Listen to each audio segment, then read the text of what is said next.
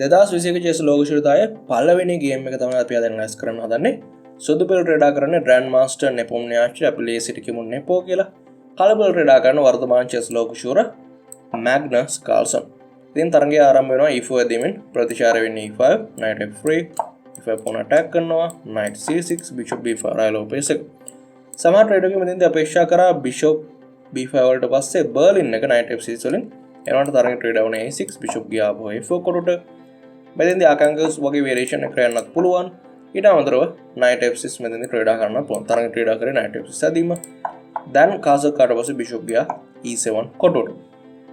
මෙතනදී rook e1 ක්‍රීඩා කරලා පස්සේ සමහර ක්‍රීඩකයන් අහනවා මේ මෙතෙන්දී කාසර් කරන්න බැරි කියලා. කාසර් කරන්න බැරි හේතුව මෙතෙන්දී bishop ගන්නවා knight ව. ඊට පස්සේ e5 pawn කපලා ඉවත් කරගන්න පුළුවන් සුදු පිළට. ඒ හින්දා b5 මුලින් ක්‍රීඩා කරලා ඉන්නවනේ bishop එලවන්න ඕනේ. ඊට පස්සේ තමයි අපි කාසල් කරන්නේ. මේ පිහිටීම ටිකක් විශේෂ පිහිටීමක්. මෙතනදී සුදු පිළට තියෙනවා තීරණ කිහිපයක්. මොකද්ද මම ක්‍රීඩා කරන්න ඇදීම කියලා. දැන් මෙතන මාෂල් එකේ ඉන්නේ c3 ඇදීමත් එක මම කලින් SHS YouTube channel එකේ කතා කරලා තියෙනවා. d5 කාවට පස්සේ මේ විදිහේ exchanges කිහිපයක් කරනවා. ඊට පස්සේ pawn කෙනෙක් ජයග්‍රහණය කරනවා සුදු පිළ. මේ setup එකේ තියෙන ප්‍රශ්නේ තමයි knight c3 ඇදීම ක්‍රීඩා කරන්න බෑ. ඉතින් එතකොට knight c3 ක්‍රීඩා කරන්න පුළුවන් නම් සුදු පිළට එක ලොකු හයියක්. ඉතින් ඒ හින්දා c3 ක්‍රීඩා කරන්න h3 ක්‍රීඩා කරලා c3 ක්‍රීඩා කරන එක ප්‍රමාද කරනවා. මේකට කියන්නේ ඇන්ටි මාර්ෂල් වේරියේෂන් එක කියලා. මෙතෙන්දී උදාහරණයක් විදිහට ඔයා ක්‍රීඩා කරොත් අපි හිතමු d5 ඇදීම ක්‍රීඩා කරා කියලා. d5 ඇදීම ක්‍රීඩා කරොත් knight c3 available. ඒ කියන්නේ knight c3 ක්‍රීඩා කරන්න පුළුවන්. knight c3 ක්‍රීඩා කරන්න නැහැ. දැන් ඍජුව d5 ගේ ඇදීම d4 ගේ ඇදීම තමයි ක්‍රීඩා වෙන්නේ. ඊට පස්සේ bishop d6 දැන් rook ඊට පස්සේ queen f6 දැන් පුළුවන් knight c3 ක්‍රීඩා කරන්න. සුදු පිළයි ගොඩක් ඉදිරියෙන් ඉන්නේ. ඉතින් ඒ හින්දා d5 ඇදීම උත්සාහ කරන්න බෑ. ප්‍රධාන ඇදීම වෙන්නේ bishop b7 ක්‍රීඩා කරන එක. ඊට පස්සේ d3 දැන් යනවා d5 ඇදීම. ඊට පස්සේ e captures knight captures knight cut e5. මෙතෙන්දී එකම වෙනස වෙන්නේ queen d6 ක්‍රීඩා කරන එක. දැන් rook e1 ගියට පස්සේ තරංගය අපිට පවත්වා යන්න පුළුවන්. මේක ඇන්ටි මාර්ෂල් එකේ මේ වේරියේෂන් එක. ඒ වුණාට knight යනවා a5 කොටට. මේක ටිකක් තරංග 50ක වගේ තමයි ක්‍රීඩා කරලා තියෙන්නේ. nepo මේ pawn thank you very much කියලා ගන්නවා. දැන් knight ගෙන ගන්නවා b3 bishop 4. ඒ pawn රාගෙන් තමයි ගන්නෙ. ඊට පස්සේ bishop b7 ඊට පස්සේ d3 ක්‍රීඩා කරනවා. මොකද knight සහ bishop කියන දෙන්නම e4 pawn attack කරලා තියෙනවා. දැන් d3 ක්‍රීඩා කරලා පස්සේ කාල්සන් center එකට attack කරනවා d5 හරහා exchange එකක් වෙනවා. queen cut d5 එකට පස්සේ g2 කොටේ මම checkmate කරලා කියනවා කාල්සන්. ඊට පස්සේ queen f3 chess board එකේ. දැන් bishop d6 මේ bishop d6 සහ queen takes d5 bishop b7 මේ knight takes a5 මේ අදහස් වල සම්මිශ්‍රණය වෙන්නේ. මෙතෙන්දී knight c3 ක්‍රීඩා කරන්න බෑ. knight c3 ක්‍රීඩා කරොත් queen ට පුළුවන් e5 knight වග. queen b7 bishop ගත්තොත් මෙතන checkmate එක. ඉතින් ඒ හින්දා මේ දේ කරන්න බෑ. ඒ වගේම rook ගත්තොත් අපේ queen ව අපි ගන්නවා සුදු පිළේ queen ව. ඊට පස්සේ rook ආපහු පිටිපස්සට යනවා ආරක්ෂාවට. then bishop b7 කළු පිළ වැඩිපුර ජයග්‍රහණය කරනවා. ඉතින් ඒ හින්දා nepo prepare වෙලා ඉවලා තියෙන ක්‍රීඩා කරනවා king f1 ඇදීම. මෙන්න මේ පොසිෂන් එකේදී king f1 ඇදීම ක්‍රීඩා කරනවා. දැන් කාල්සන් දකිනවා මෙතන b7 කොටුවේ ඉන්න bishop ට ආරක්ෂාව තිබ්බනම් ගොඩක් හොඳයි කියලා. මොකද අපි අනිත් rook වරයාගෙන් මේ bishop ආරක්ෂා කරොත් අපිට line එකක් ගන්න පුළුවන් මොන විදිහට sample line එක. මෙතනදී knight d7 කියලා කියන්නේ ඊටම ශක්තිමත් fork එකක්. ඉතින් ඒ හින්දා ඒ දේ වෙන්න බෑ. එතකොට ඒ rook වරයාගෙන් නෙමෙයි ආරක්ෂා කරන්නේ f කොටුවේ ඉන්න rook වරයාගෙන්. ඒකයි ඇදීමේ අදහස.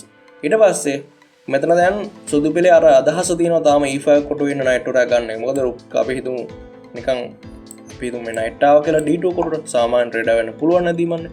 එහෙම නැත්නම් අපි හිතමු වඩාත් තාර්කික bishop g5 වගේ ඇදීමක්. දැන් අපිට පුළුවන් e5 ගන්න. දැන් මෙතන ඔයාලට කියන්න පුළුවන් rook වරයා ආරක්ෂා වෙලා තියෙන රජතුමායන් කියලා. ඒ වුණාට මෙතෙන්ද අපි හිතමු rook වරයන් ගත්තා කියලා. දැන් අපිට පුළුවන් queen එක ගන්න. ඊට පස්සේ ලැබෙන පිහිටීම එච්චරම සුබදායක පිහිටීමක් නෙමෙයි සුදු පිළට. ඒ හින්දා ගේම් එකේදී nepo තීරණය කරනවා queen cut d5 ක්‍රීඩා කරන්න.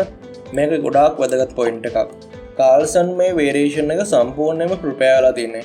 සමහරට queen එක හොමාරු කරලා end game එකකට යන්න වෙන්න පුළුවන්. මොකද ඒකට හේතුව nepo කියලා කියන්නේ attacking game එකක් play කරන player කෙනෙක්. එතන එතකොට යාට ක්වීන් කෙනෙක්ට ගොඩක් වටිනවා. හැබැයි සමහරවල් ක්වීන් නැතුව අටැක් කරන්න පුළුවන්. ඒක නෙමෙයි මම කියන්නේ.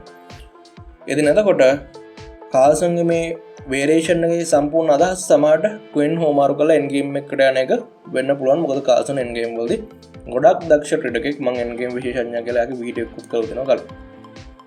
ඉතින් නයිට් කාඩ් D5 ඔන්න බෝඩ් එකේ දෙනවා. මෙතනදී මේ නයිට් අදහස් කරනවා B4 කොට. ඊට පස්සේ C2 අටැක් එකක් එල්ල කරනවා. එහෙනම් බිෂප් D2 ක්‍රීඩා කරනවා. දැන් කාල්සන් මෙතෙන්ද ක්‍රීඩා කරනවා C5 ඇදීම ඉක්මනට. ඒ කියන්නේ කාල්සන් මේක ප්‍රිපෙයාර් වෙලා තිනවා knight b4 දැන් ආපහු ක්‍රීඩා කරන්න පුළුවන්. knight එනවා ආපහු f3 කොටට. එයාට ආරක්ෂිත පිහිටීමකට එක්ක යනවා knight එක. දැන් මෙතෙන්දී knight b4 try කරන්න පුළුවන්.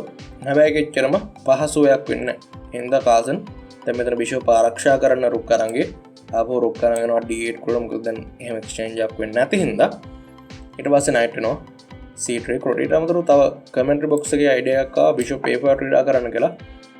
ආනන්ද සහ එනා මුෂ්චුක් අතින්. ඊට පස්සේ මෙතන තියෙන ප්‍රශ්නේ තමයි knight c3 ආවට පස්සේ knight b4 ගන්න පුළුවන්. ඊට පස්සේ මේ වේරියේෂන් එකේදී අපි දැන් බිෂප් අටැක් කරන්නේ බිෂප් පිටපස්සට යනවා. රුක් e c1 ඇදීම ක්‍රීඩා කරලා පස්සේ අපිට ටිකක් හොඳ ගේම් එකක් තියෙනවා කලපිලුවේ. පිටින් බොහෝ දුරට සමානයි. හැබැයි කලපිලුවේදී පුංචි එජ් එකක් ගන්න පුළුවන්. කියන්නේ සාමාන්‍ය පුෂ් කරන්න පුළුවන් කලපිලුව. ඉතින් මේ හින්දා ක්‍රීඩා කරන්නේ knight c3 ඇදී. දැන් knight b4 මෙතන c2 අටැක් කරනවා. e කොටුවේ ඉන්න රුක් කරයා එන්නේ c1 කොටුවට. මොකද a කොටුවේ ඉන්න රුක් කරයා c1 කොට આવත් මෙතන මේ පෝන්ට යම්කිසි ප්‍රෙෂර් එකක් එල්ලගලා දෙනවා සුදු පිළ. ඒක පවත්වා ගන්න හැකියාව ලැබෙන්නේ නැහැ. ඉතින් ඒක හින්දා e1 කොටුවේ ඉන්න රුක් කරයා c1 rotate. දැන් a කොටුවේ ඉන්න රුක් කරයා යනවා c8 කොට. මොකද c2 කොටුවේ ඉන්න පෝන් මත වැඩිපුර පීඩනයක් වට්ටාකාරයෙන් එල්ල කරන එක තමයි අදහස මෙතන. ඉතින් දැන් මේ පොසිෂන් එකේදී knight t2 ප්ලේ වෙනවා. knight t2 ප්ලේ කරලා කලපිල රිප්ලයි එක වෙන්නේ මෙතනදී knight t2 එකට. knight c7 bishop e7 වගේ කියනවා හොඳයි. ඊට අමතරව g6 ඇදීමත් සලකලා බලන්න පුළුවන්. කොහොම හරි වර්ල්ඩ් චැම්පියන් ගේ තීරණය වෙන්නේ knight c6 ප්ලේ කරන එක. මේ ගොඩාක් බෝරින් එන්ඩ් ගේම් එකකට ගියා කියලා කියන්න පුළුවන්. කොහොම හරි බලමු bishop e3. then මෙතෙන්දී knight g3 කියනනම් හොඳයි කලපිලේ knight e7 එකට පස්සේ. හැබැයි තරඟේ ක්‍රීඩා වෙන්නේ bishop f4. මේක ටිකක් inaccurate move එකක්. ඒ කියන්නේ සාමාන්‍ය පොඩි ගේම් එකක් කලපිලට දෙන ඇදීමක් කියලා කියන්න පුළුවන්. ඉතින් කාල්සන් මෙතෙන්දී knight එක ගන්නවා. පෝනියෙන් ගත්තට පස්සේ මෙතන exchange එකක් වෙනවා. දැන් a6 පෝන් ආරක්ෂා කරන්න ඕනේ. හින්දා rook c6 දානවා. ඊට පස්සේ rook e1 ඇදීමට පස්සේ knight ආරක්ෂා කර ගන්න ඕනේ. knight f5 වෙනවා. මෙතනදී knight එන්න පුළුවන් d4 කොටට. ඊට පස්සේ පෝන්ලා දෙන්නෙක්ට attack කරන්න පුළුවන්. ඒ හින්දා c2 ක්‍රීඩා කරලා d4 කොටුව ආරක්ෂා කරනවා. දැන් කාල්සන් යනවා knight h4 f3 කොටුව එන්න පෝන් attack කරනවා. rook a3 එයාව ආරක්ෂා කරනවා. ඊට පස්සේ කාල්සන් බෑක්ග්‍රවුන්ඩ් attack එල්ලන එක වළක්වන්න king f8 ක්‍රීඩා කරනවා. මොකද එතකොට මේ d8 කොටුවෙන් රුක්ට පිටතට එන්න පුළුවන්. knight g2 අපි knight වල හෝමාරු කරමුද කියලා නෙපෝ අහනවා. කාල්සන් කැමති වෙන්නේ නැහැ. rook attack කරනවා knight එක. knight ආරක්ෂා කරනවා. මෙතෙන්දී ප්‍රශ්නේ තමයි මේ g6 ඇදීමේ. දැන් h3 කොටුවේ ඉන්න පෝන් තවදුරටත් දුර්වලතාවයක් වෙන්නේ නැහැ. මොකද එයා attack කරන්න විදියක් නැහැ. ඊට පස්සේ නෙපෝගේ ඇදීම ගැන කාල්සන් කියනවා මේක inaccurate attack කියලා. ගේම් එකෙන් පස්සේ ඒ දෙන ගේම් එක ඇනලයිස් කරා. ගේම් එක ඇනලයිස් කරනකොට කිව්වා knight e1 කියලා කියන්නේ මම inaccurate attack කරා. ඇත්තට මේක inaccurate කියන්නේ සාමාන්‍ය පොඩි වැරද්දක් තියෙන දීමක්. දැන් කාල්සන්ට අවස්ථාව ලැබෙනවා තමන්ගේ knight එක e6 කොටට ගන්නයි g7 හරහා. rook ආපහු යනවා e4 කොටට. knight එනවා f5 ඊට පස්සේ rook යනවා e3 ඊට පස්සේ knight එනවා e6 කොටට. ඊට පස්සේ knight g2 then b4. කාල්සන් මෙතන ගොඩක් හොඳ ඇදීමක් හොයා ගන්නවා. දැන් මේ b4 එකට පස්සේ කාල්සන්ට පුළුවන් වෙනවා එයා අර සැක්‍රිෆයිස් කරපු පෝන් ආපහු ගන්න. දැන් king e2 මේ රජතුමා c2 එන එක තමයි අදහස. rook යනවා b8 කොට. ඊට පස්සේ king d2 then මෙතෙන්දී රජතුමායන් ගත්තොත් එහෙම මේ knight එනවා d4 කොට. ඒක එච්චර හොඳ දෙයක් නෙමෙයි. එතන හින්දා c pawn රජතුමායන් ගන්න නැතුව c pawn ගන්නෙ b pawn ගෙන. ඊට පස්සේ තමන් මුලදී open එකේදී ලබාගත්ත pawn Nepo ආපහු දෙනවා. then king c2 rook attack කරගෙන rook යනවා ආරක්ෂාවට b7 කොට 7 වෙනි රෑන්ක් එකට. h4 ඊට පස්සේ king f7 තමයි ක්‍රීඩා වෙන්නේ knight ආරක්ෂා කරගන්න.